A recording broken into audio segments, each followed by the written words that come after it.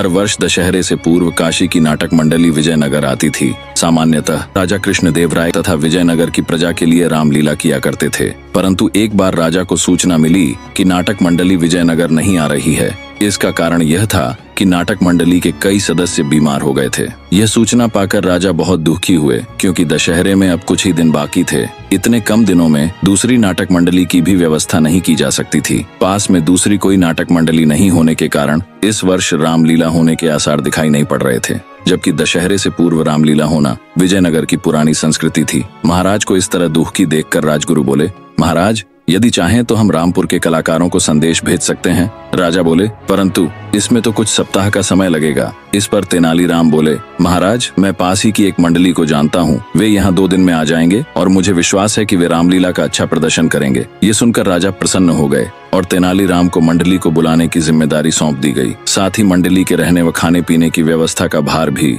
तेनाली के ही सुपुर्द कर दिया गया। शीघ्र ही रामलीला के लिए सारी व्यवस्था होनी शुरू हो गई।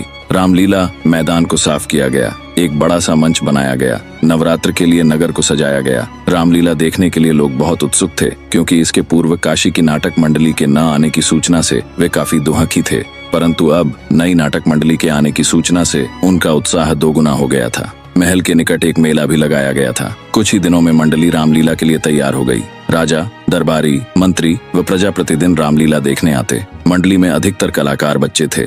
उनकी कलाकारी देखकर लोगों की आंखों में आंसू तक आ गए। दशहरे के पश्चात राजा ने कुछ मंत्रियों तथा मंडली के सदस्यों को महल में भोजन के लिए बुलाया। भोजन के पश्चात राजा ने मंडली के सदस्यों को पुरस्कार दिया। फिर वे तेनालीराम से बोले, तुम्हें इतनी अच्छी मंडली कैसे मिली? तेनाली बोला, बाबापुर से महाराज। बाबापुर, ये कहाँ है? मैंने इसके विषय में कभी नहीं सुना। तेनाली बोला, बाबापुर विजयनगर के पास ही है महाराज। तेनालीराम की बात सुनकर मंडली के कलाकार मुस्कुरा दिए। राजा ने उनसे उनके इस प्रकार मुस्कुराने का कारण पूछा तो मंडली का एक सदस्य बोला, महाराज, वास्तव में हम लोग विजयनगर से ही आए हैं। तेनाली बाबा ने 3 दिन में हमें ये नाटक करना सिखाया था, इसलिए इसे हम बाबापुर की रामलीला कहते हैं। यह सुनकर राजा भी खिलखिलाकर हंस पड़े। अब उन्हें भी बाबापुर के रहस्य का पता चल गया था।